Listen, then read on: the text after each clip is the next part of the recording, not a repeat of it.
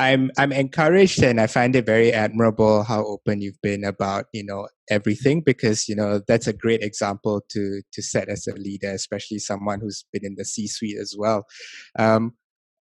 I'd like to focus on the topic of abuse in a relationship, because you Sure. spoke about it. But I suppose before we even get to that, we can kind of set the tone. Like in how would you define an abusive relationship in your own words? Maybe through your experience and just what you know of it. Oh, great question too. Yeah. So, abuse is control, unhealthy control. Abuse is not physical violence only or verbal violence only. And I think that's a large misnomer, not only a public misnomer, but even one that women tend to tell themselves because they don't want to feel as if they are a victim, that they have done something, made a bad decision, not listened to their gut, fallen into a bad relationship. Abuse is sexual control, financial control, control of your social media, who you see, who you socialize with. I had an unbelievable speaking event on domestic violence, headed by a rabbi in Australia, and they talked about religious and spiritual control in the Jewish community. And I hadn't thought about it to the extent that they described it. But if you are tied to a religion and religious cultures, and I'm drawing a blank on the word, but your whole life is within a Jewish community, for instance, and your spouse prevents you from going to those ceremonies, or in the case with women where you need to cover your head when you go out, and they take your head wrap so you cannot go out, or they take the one that you wear. She brought up a beautiful example of how they take one that you wear the most often, and you're left with one that makes you uncomfortable, and you have to go out. So not only now are you shamed, but you're embarrassed. It really is unhealthy control, and it's mental control as well.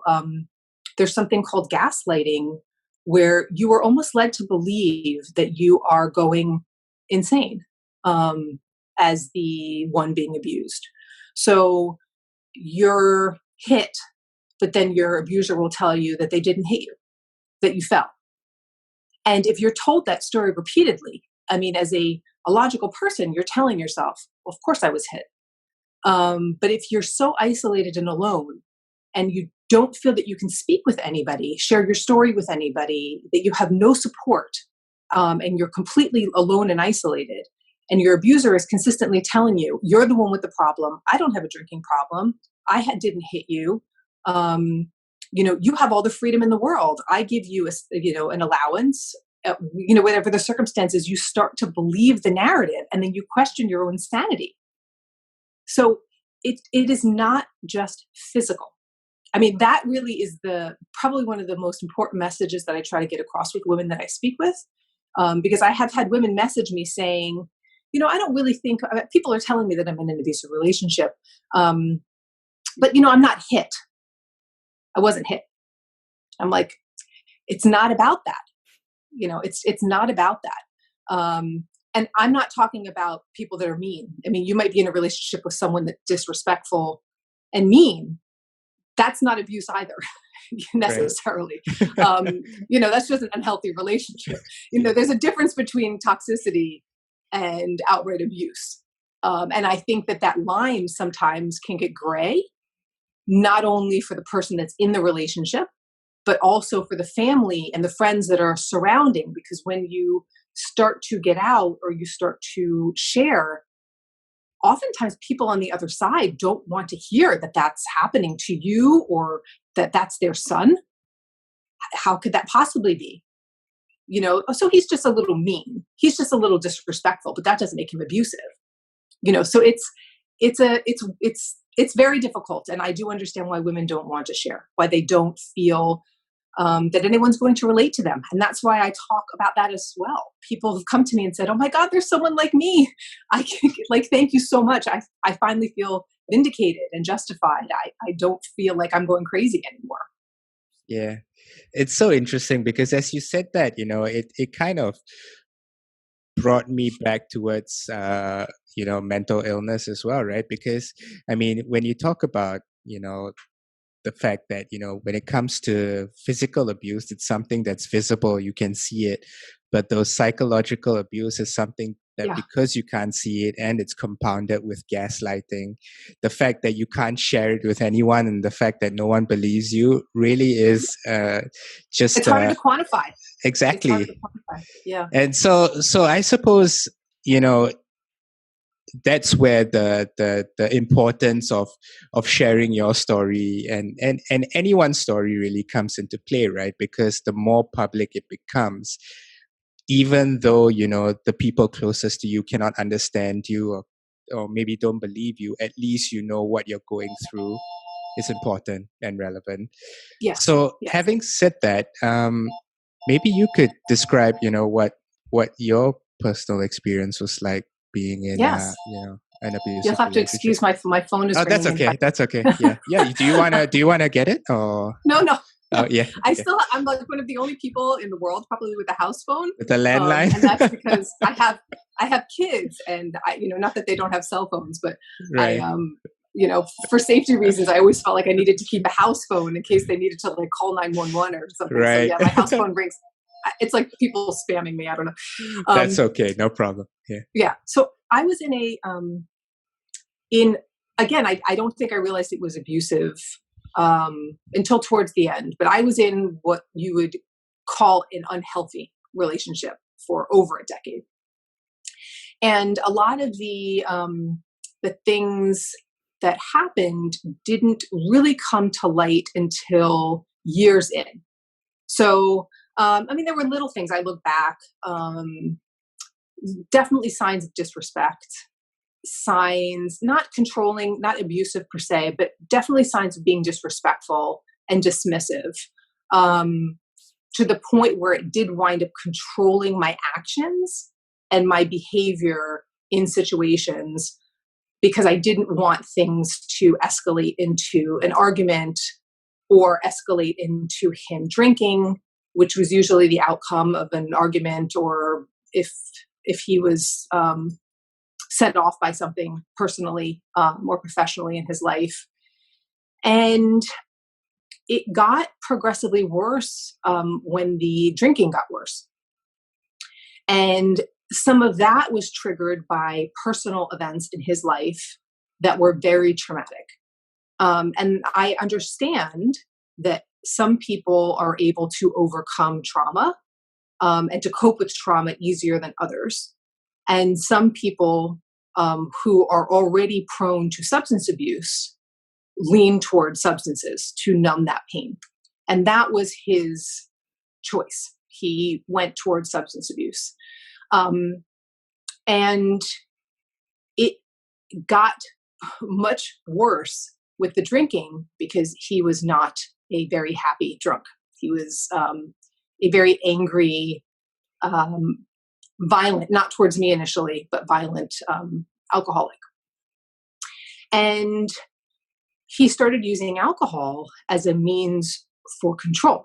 So he would drink and then put our children in the car to try to drive them somewhere, knowing that I would panic. And he would get in the car and drive off with them. So it's not that it was just smoke and mirrors, but he would do these things knowing that it would trigger me into a panic, but then get in the car with the children. He would drink late at night, get in the car, and risk killing other people driving drunk. So I would run out into the driveway, barefoot in the snow. It's a story that I often tell, and I can't count how many times I used to run into the driveway barefoot in the snow. And at the time, I thought I needed to help him. He has a disease called alcoholism, He has some other issues that he's dealing with mentally that he can't cope with. And I have this obligation to help him and to help our family. I think I always knew that I was going to end the relationship at some point, but I wanted to get him to a place where he was able to live on his own and be independent. And that way we could be a somewhat normal divorced family. Right. But I realized over time that he didn't want help, that he was continuously doing these things to manipulate me and to control me. He would do things with money too, spend exorbitant amounts of money, knowing that it would obviously impact us financially and not care. Because what does it matter if it's on a credit card? Alison's going to have to deal with it. What does it matter if I get into an accident? Alison will have to pay for it. What does it matter if I get put in jail? Alison will bail me out. So financial control was a big thing in our relationship. And a lot of it was wrapped up in substance abuse. And then there were some prescription medications that fell into place too. And I at some point, even prior to being hit, I knew that I needed to start to make moves to leave, and started to come up with an escape plan ultimately. But it was my house. So it's a little harder because I have to try to now get somebody else out of my house. And he refused. He refused to leave. And every time things got rough, he would start drinking, and then there would be a hole in the wall. Or some part of the house would be damaged. So I didn't want the house to be burned down. I was trying to really protect my personal belongings and my family and my future, the best I could by making calculated decisions. And then one night I was hit, and that was the aha moment for me. It was the catalyst that ended it. There wasn't that one moment for me, even though I could probably name countless moments that should have been that one moment of complete shame and embarrassment and disrespect and control and abuse prior to being physically hit. But again, like many women, I wasn't ready to pull the trigger. And it wasn't because of fear. Someone had asked me in a recent interview, did you not leave because you were fearful? I wasn't fearful of my life like a lot of women are. And I wasn't fearful that he was going to do something to our girls. I was just fearful that he was going to do something to hurt himself or hurt others. And I didn't want that on my conscience. I wanted to try to do everything that I could to try to help him get to a better mental place. And I wasted years. I wasted a decade. But I wasted years devoting my time to trying to fix him. And it's not your job to fix somebody else. It's just not. So that was the turning point for me. The relationship ultimately ended that night. It took quite a long time to get him out of the house, but we had no relationship after that moment. But I didn't share with anybody then.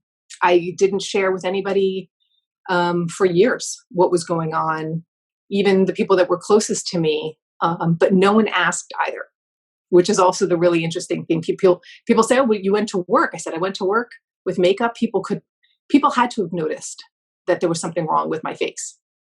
Yeah. I took my kids to school. Somebody had to have noticed, but no one said anything. And there's a discomfort, right? No, who would say like, oh my God, what happened to you? Because they know that the next answer to that question might be a very uncomfortable discussion, or they might feel like they're putting you on the spot. Right. But there are ways of saying, you could just go up to somebody and say, I'm here for you. That's it. It just opens the door. It's that signal that they notice something, but they're not going to start the discussion unless you're ready to start the discussion. I love you. I support you. I'm here for you. That would have been good enough. I'm curious because that's a really interesting point. What do you, you spoke about it a little about them not feeling comfortable, but why do you think it's uncomfortable for them to, especially when the signs are obvious, if they see some sort of bruise or a scar or whatever it was, why do you think it makes it uncomfortable for them to call out the obvious? I'm not sure if people know what to say. I think they feel like they need to come to the table with answers, with advice, with some great suggestion on how to get you out. And I think people are lost, obviously, with that. I mean, unless you've been through it.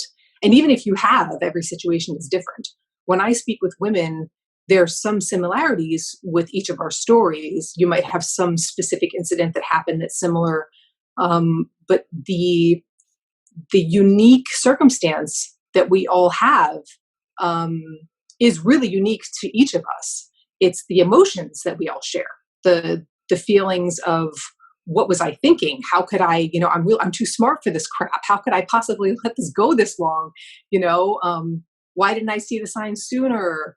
Why didn't I call the police? What if this? Why didn't I do this? And then you feel like no one can help you. So, those feelings are all similar. I think that when especially if you haven't been through it, you don't know what to say. You don't know how to react. And what if I said to them, yeah, I was hit last night? I mean, what would they say as a response to that? I don't think people are ready for the 100 possible outcomes. And that's why I really suggest to people that you don't have to have the answers. I wasn't looking for someone necessarily to help me make all those little decisions. It would have just been nice to have known that somebody else knew, that it wasn't just all on me. It's a huge burden to bear. So you don't have to have the answers. You don't have to have the answers as a friend or a family member. Just be there. And I'm interested, and I don't want to bring you back to that day, of course, but no, there are no triggers with that for me. So okay. But I'm thinking like the day after when you brought the kids to school, went to the office, and the evidence was clear of some form of abuse. What do you wish someone would have said to you so that you could have find some sort of comfort or some sort of way to at least, if nothing else, comfort, I suppose? Yeah, I think what I had said before, that maybe just saying, I am here for you if you need someone to talk to. Gotcha. If there's something going on in your life that you want to share with me, I am here for you. Because you don't want to make a presumption also. I mean, you definitely do. Just like when, they make the joke that you see someone, you never want to say to them, like a woman, oh, how far along are you? Are you like 6 months pregnant? It's like it's that big no-no. You don't want to see someone and automatically presume that they were hit. I mean, not only for their sake, but for the sake of their spouse. What if you're very good friends with the spouse and you really had no idea that this has been going on? You don't want to jump to conclusions, but you could still just acknowledge that you think that something is wrong, in a very subtle way, not even by saying anything to the likeness, but just tell the person that you're there. Right. And I think this is pretty relevant to any sort of trauma or challenges that anyone goes through, right? I mean, oftentimes we are big with depression as well. Depression is huge. Exactly. Yeah. Right. Like I think for those who are always or at least in the headspace to help, but they always prevent themselves from trying to help because they're worried about not being able to say the right thing and stuff like that. But really, people don't want to intrude. Also, I know with depression, you hear it more with depression than you hear it with but you'll hear from people, well, I thought they wanted their space. Like when I was going through a pretty decent bout of depression, I had people that sort of intentionally avoided me because they knew that I was being introverted, and I am not an introvert. And I was avoiding, I was not on social media. I was really not engaging in calls. I was just going to work, coming home, crying, going to sleep, dealing with my children, and then doing the cycle all over again. And then I had some other people that called me every day. It did not matter if I wanted to talk or not talk. They were persistent. And I would make the same suggestion. If you know someone that you love and care for that is going through something, don't assume they want to be left alone. Because when I have spoken to people similar to what I went through, they were going through things similar to what I went through, they all said, I was letting on as if I was avoiding, but that's because I didn't know what to say. I didn't always want to be Debbie Downer. I didn't always want to be the one on the phone talking about how sad I was all the time and how horrible my life is. Who wants to constantly be rehashing that and saying the same sad, depressive narrative day in and day out for 6 months? Absolutely. It is horrible. You as the person that's depressed don't want to say that for 6 months, let alone a person on the other side of the phone most likely doesn't want to hear that for 6 months.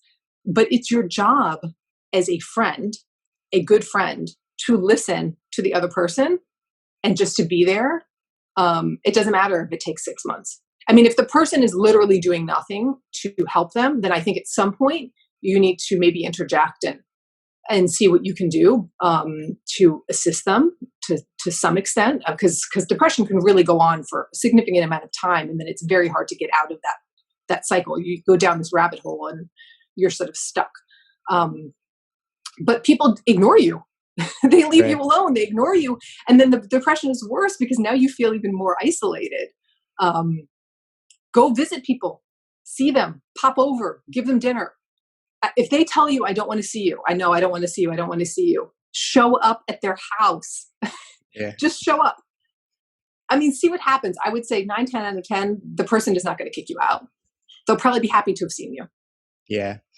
You know, it's funny because, you know, I think I told you before, like I went through depression as well. And, you know, sometimes I look back and I reflect on those moments, and I wonder whether I actually wanted someone to get in touch with me. I suppose therein lies my uncertainty, because as much as I wanted someone to reach out, I also felt like it was just as important for me to experience that journey alone. And I'm not saying don't reach out to, you know, the people, you know, who are suffering, but I'm also, I guess it's also my way of saying that, you know, to all those who want to help, to know that, you know, there's only so much you can control, and to and to not feel obliged that, you know, that, oh, why is my friendship not able to help this person get better. I think a lot of people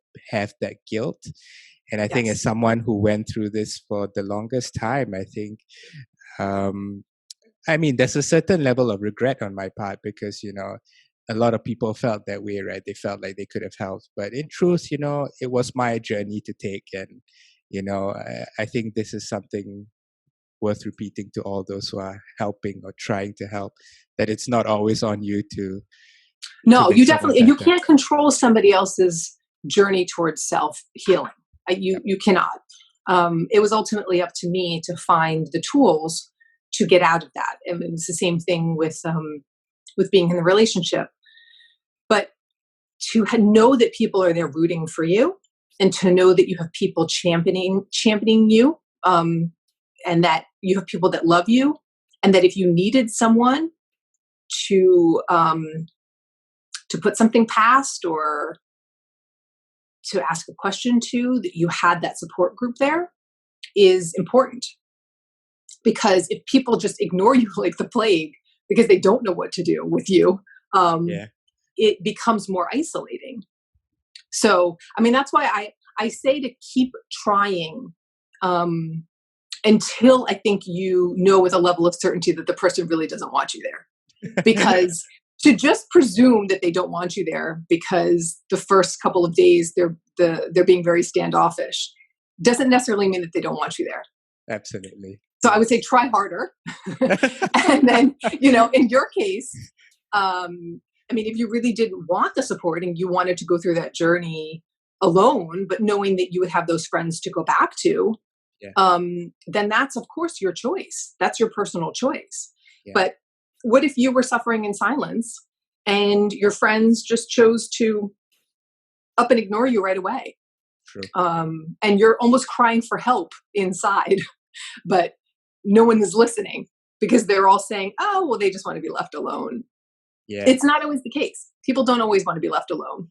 Yeah, you're So, absolutely right. Yeah, and that's a good thing to remind people to be a little bit more persistent. Wherever possible. yeah, There's a question I really want to ask because as someone who's went through abuse and also depression, I think this is a really important question that someone who's experienced it before can really enlighten or provide some sort of example of what it's like.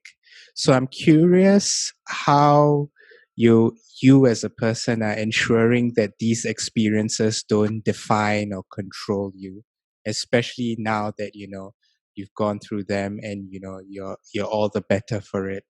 What are you yeah, doing so that these things don't haunt you and psychologically affect your decisions? yeah. Forgiving yourself is important, specifically when it comes to abuse. Realizing that you might have made poor choices along the way. And again, there are different levels of abuse. I mean, much different levels. But maybe you could have left sooner.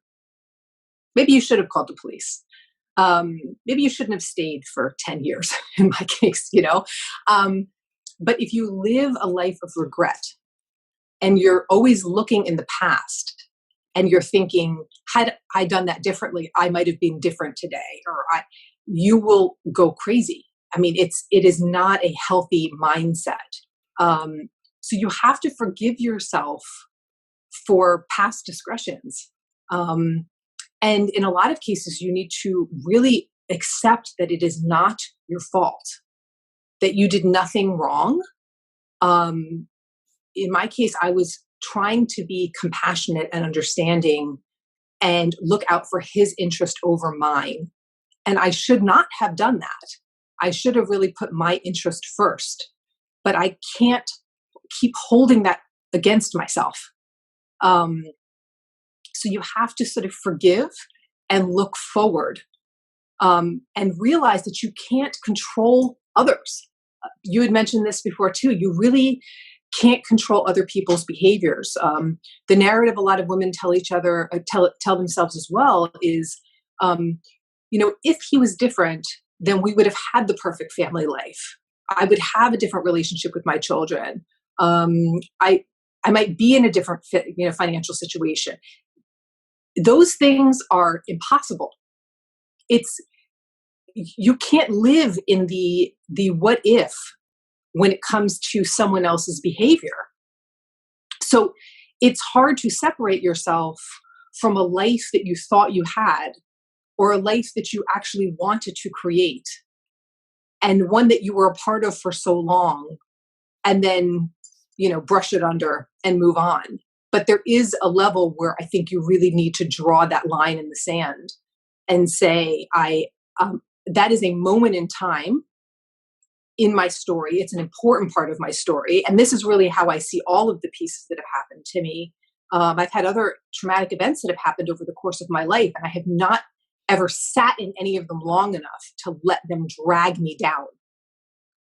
But that is a real mental decision. That's a conversation you need to consistently have with yourself. It happens to me from time to time. I'm human just like everybody else. When I look back and I say, oh my God, how much time did I lose? I lost an entire decade of X, Y, and Z. You need to just catch yourself, because you can't reverse time. Yeah. There's just nothing that you can do to reverse the clock. So why let that moment and those events, I don't care if it took up 75% of your life, you have the rest of your life to look forward to. So at some point you need to, work on really sort of letting that go and making it a powerful part of your story. a really powerful part of your narrative. And that's why I think it's important also to understand who are you? What is your journey? What has brought you to today? Where do you want to go? And what have all the things that have happened over the course of your life done to build you and shape you as the person, the parent, the leader, the friend that you are today? And taking charge of that narrative, not being a victim in that narrative. When it comes to depression, I still suffer from anxiety from time to time. And I recently lost my job. That's coming on 2 months. And because of COVID, we had some serious issues with the business. And as an executive, I was let go. And it's been a rough week for me, trying to figure out, what does the next chapter in my life look like? How am I going to support my family? It's hard to get out of the mental cycle sometimes, and realize and really just try to focus on the great in your life, the good in your life. It is difficult, but it's constantly having that conversation with yourself, and having people around you that you can talk with. I think the circle of influence that you surround yourself by is really important as well for your mental well-being. Right. I'm wondering if you could share an example of that self-forgiveness conversation you have yourself when you find yourself slipping. Do you have an example? Because it's funny, I have one of my own, and I'm happy to share it with you as well. But Yeah. I don't want to steal your thunder, so I'm No, curious. But I love these stories. Well, yeah. And then I'll hand it over to you. Yeah, so you can share first, and then I'll share. So, I mean, I guess the past couple of years, I've started to be more comfortable with self-forgiveness because, the judgment, I think once you recover from depression, I think the insecurity and the judgment tends to be heightened because, you feel like you're lesser than, or at least I felt like I was lesser than anyone else. And so, but eventually that self-forgiveness thing became a little bit stronger, and I found rhythm in a morning ritual I have, where every morning I wake up and I just ask myself, how many times am I willing to forgive myself today? And I will always answer as many times as I need to. And so for me, that relaxes me in a sense that I know, like, oh, whatever, I can make all the mistakes I want, I can pursue all the things I want to pursue, but I will not hold myself, in contempt or with too much judgment if I make any mistakes along the way. But I'm curious, like, what's an example for you so that maybe our listeners can take some actionable steps as well? I like yours. I'm going to start implementing yours of asking myself that question every morning. Yeah, I go like ahead. that one. Yeah, it's because it's a good reminder. For me. Yeah, I think doing things out loud and repetitively is important. To your point, I really like your idea, though. I think I'm going to start that. I'm going to start that tomorrow morning when I wake up. Awesome. I prior to being depressed, when I found starting my day with setting intentions and starting my day with sitting in gratitude was, I think, a big game changer for me. And I didn't do this or even know about this post-relationship. It was years and years that passed. And I started going to classes on transcendental meditation, where you sit for 10 minutes 3 times a day in silence. I'm not sure I'm the best meditator, but I think meditation is relative, right? Right. Everybody has their own sense of meditation. Every morning I wake up and I try to spend at least 10 minutes in general silence. So I think people think that it's a little, could be tedious because, how am I going to get up and start? I have my emails to read and blah, blah, blah. People are doing it, I think, unbeknownst to them. So sometimes I do it when I walk the dog. So it's just me and the dog. the neighborhood is quiet, and I take in the earth. I take in the sky. I take in the smells, the sounds of the birds, the patter of her feet walking on the pavement. And it's a 10-minute meditation walk. And I repeat over and over in my head, and sometimes out loud, because I do think that sometimes saying things out loud is important. What am I grateful for? And it could literally be the same thing every day, 3 times a day for the rest of your life if you want. You don't have to get creative. I think that's the other thing. People put too much thought and too much pressure on the exercise. True. It's whatever you're grateful for. I mean, for me, it could be the food in my fridge. I mean, being unemployed, you have a different gratitude for monetary things that you might not have thought of before. I'm thinking now, I have to choose health insurance versus maybe buying something for my children. Those are interesting choices, right? Yeah. So you're thankful for your health. You're thankful for your children. You're thankful for the dinner you had sitting with them, the conversation you had with your kids the day before, the loving, compassionate time you have with your spouse, whatever it is for you. And sort of set the intention for the day. What do you want to do for the day? People also get very intimidated by setting intentions because they think they need to be these big, boisterous goals. Setting intentions is just maybe who do you want to be that day? You want to be kinder to your kids. You want to be a better manager. You want to be great in your meeting. Whatever it is that suits you for that moment, it sets your mind right for the day. And when I got depressed, I stopped doing that. I stopped walking the dog. I stopped being grateful. And I stopped setting intentions. And it made me go stir crazy. I was so focused on the things that were not important and the things that were making me upset that I lost complete sight of the things that were really important. And I've had this problem the last week as well, because I'm so focused on job searching and coaching and how am I going to build a business, and that I'm losing sight again of the things that are beautiful in my life. Right. And you have to have that conversation with yourself. Literally, talk to yourself like you're a third party, and do it on a regular basis. I don't journal. I know a lot of people journal. I don't, but I think you can give yourself 10 minutes every morning. Right. And I think you can give yourself probably 10 minutes at night. Close your day, end your day, not on this hectic trying to get everybody ready for school the next day, trying to close up work and, end your phone calls and, do the food shopping, whatever the mundane stuff is. End your day on a note where you are just calm and peaceful and thankful. And if you do it repetitively, because that's the trick, and I don't know if you found this as well, because you can't just forgive yourself one day and have it work, right? You need to do it repetitively. People think that practicing gratitude is a crock.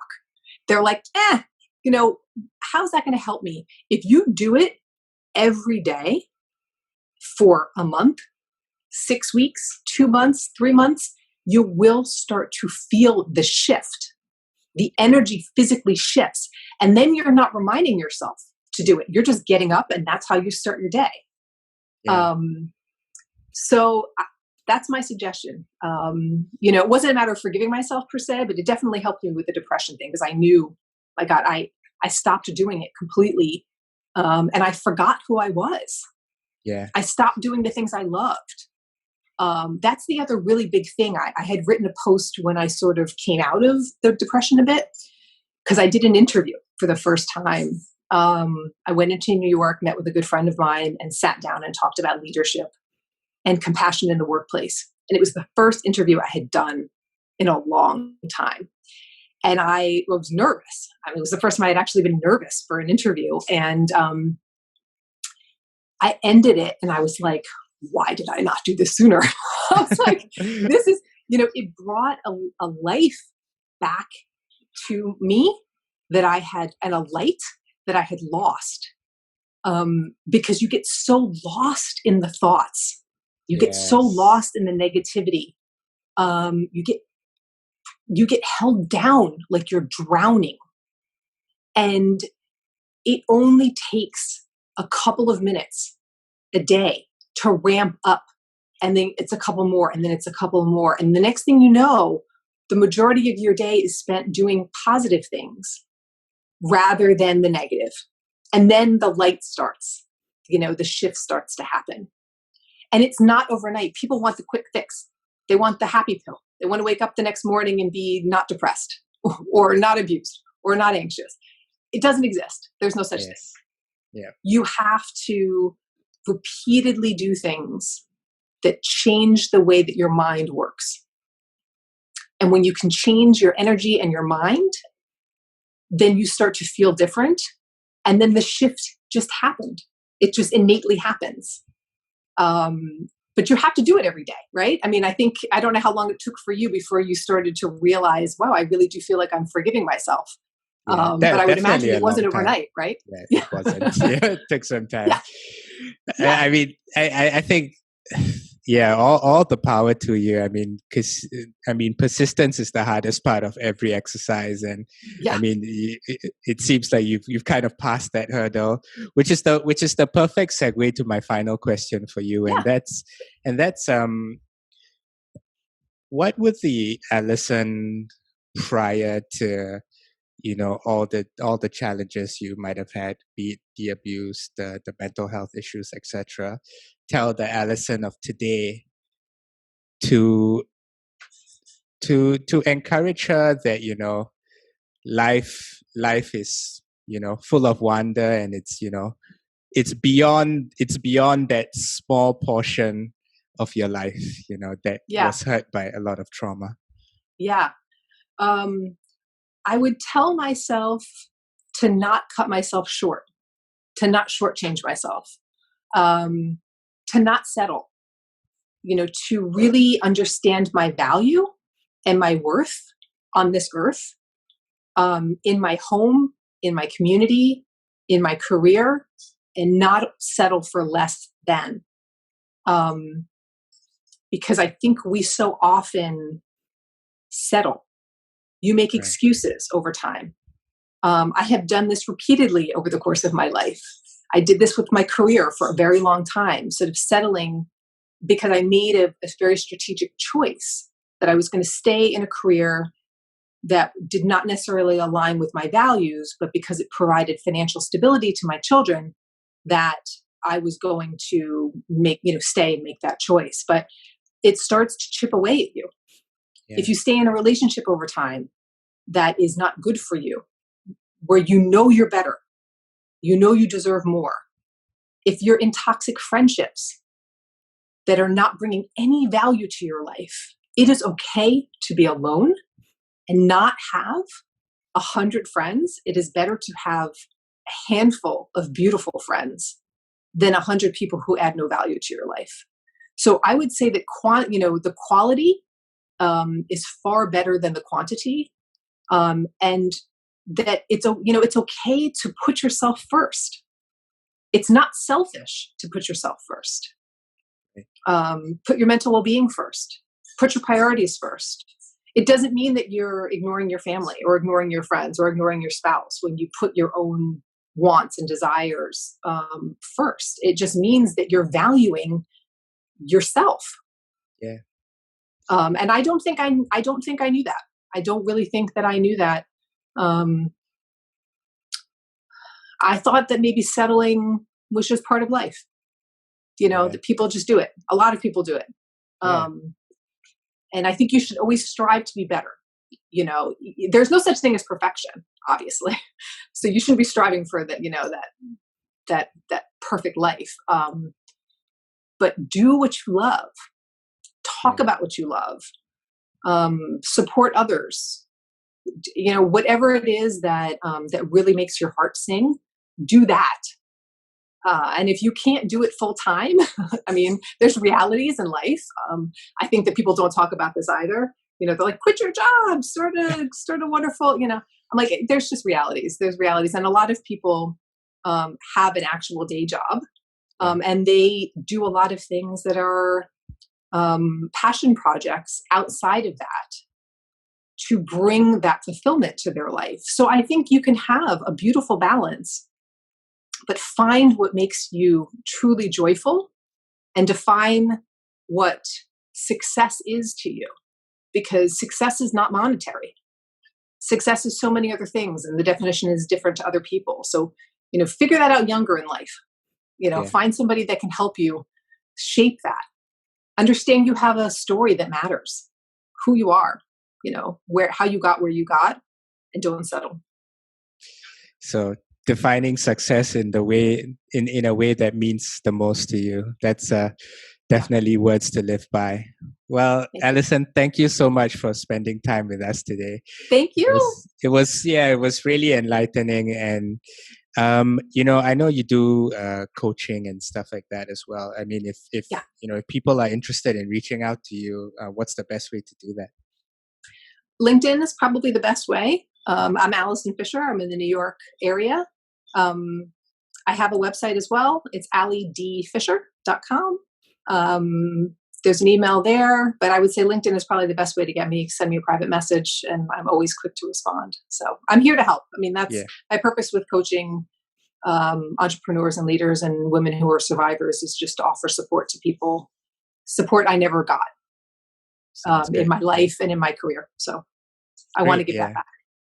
Yeah, and I'll put it in the description as well of the podcast, of your LinkedIn profile, and hopefully someone who's going through a difficult time can reach out and have someone who's experienced something shed some light on that.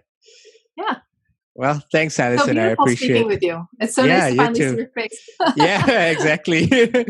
Well, thanks so much, I love Alison. these things for that exact reason. It's so exactly. Nice. Yeah. Thanks, Alison. Thank you.